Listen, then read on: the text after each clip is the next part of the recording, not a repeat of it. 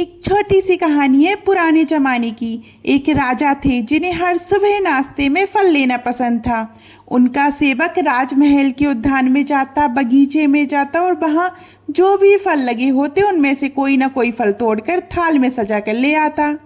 राजा को किसी और बात से कोई लेना देना नहीं था। उनकी वेशभूषा कैसी है, ड्रेस कैसी है, इन सब से उन्हें कोई मतलब नहीं था। भोजन में क्या बनाए उससे भी उन्हें कोई फर्क नहीं पड़ता था। बस सुबह फल लेना उनका नियम था। बाकी वे दिन भर राज्य के कामों में लगे रहते थे। दिन भर उनका दिमाग राजमहल के कार्यों में लगा रहता था। वे हमेशा यही सोचते रहते थे कि अपने राज्य में कैसे विकास कराया जाए। एक दिन सुबह सुबह जब सेवक राजमहल के उद्यान में पहुंचा तो उसने देखा कि वहां अंगूर भी तैयार हैं। बेल पर अंगूर लटके हुए थे, आम भी पक चुके थे और नारियल के पेड़ पर नारियल भी लगे हुए थे। तो वह नारियल तोड़ लाया, आम भी तोड़ लाया और अंगूर भी थाल में सजा दिए।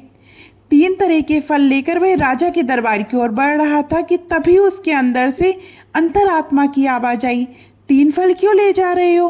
वह सोचने लगा, आज राजा को सरप्राइज दे देता हूँ, मेरी ओर से ये एक भेंट होगी। पहली बार तीन तीन फल एक साथ ले जा रहा हूँ। फिर अंतरात्मा ने कहा, नहीं, जब रोज एक ही फल ले जाते हो तो आज भी एक ही ले जाओ, अंगूर ही ले जाओ। उसने अपनी अंतरात्मा की आवाज़ सुनी और बाकी दोनों फल, नारियल और आम, वहीं छोड़ दिए। अंगूर का थाल सजाकर वह राजा के पास पहुंच गया। राजा अपने सिंहासन पर बैठे थे और मंत्री के साथ किसी बात पर चर्चा में उलझे हुए थे। उनका पूरा ध्यान उसी बहस में लगा हुआ था। उन्होंने देखा कि थाल आ गया है और अंगूर रखे हैं तो उन्होंने अंगूर खाना शुरू कर दिए। एक अंगूर खाते और दूसरा सामने फेंक देते। सामने सेवक बैठा हुआ था, उसकी ओर अंगूर उछल कर आता। जैसे ही अंगूर उसकी तरफ आता वह परमात्मा को धन्यवाद देता, हे परमात्मा आपका धन्यवाद। फिर राजा एक अंगूर खाते, दूसरा फेंकते, फिर खाते, फिर फेंकते। ये सिलसिला चलता रहा और हर बार जब अंगूर उसकी ओर आता सेवक भगवान को धन्यवाद देता। कुछ देर बाद राजा बहस से बाहर आए और वर्तमान में लौटे। उन्होंने देखा कि वे क्या कर रहे हैं।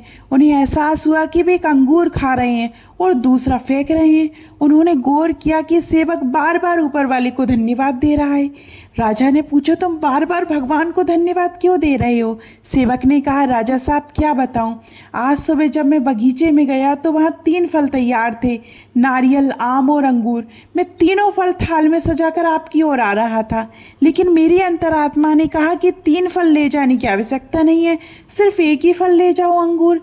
मैंने अपनी अंतरात्मा की बात मानी और सिर्फ अंगूर लेकर आया, बाकी नारियल और आम वहीं छोड़ दिए।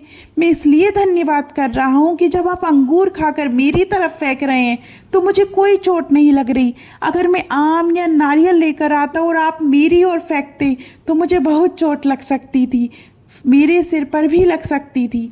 परमात्मा ने मुझे सही निर्णय लेने की बुद्धि दी, इसलिए मैं उनका धन्यवाद कर रहा हूँ।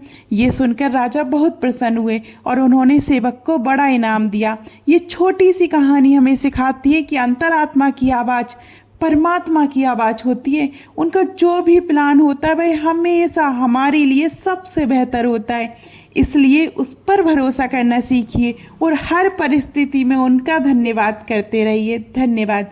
आपको ये कहानी कैसी लगी कमेंट में ज़रूर बताइएगा। और अभी तक आपने हमारे चैनल परंपरा और प्रतीक्षा को सब्सक्राइब नहीं किया और हमें फेसबुक और इंस्टाग्राम पर फॉलो नहीं किया तो जल्दी कीजिए।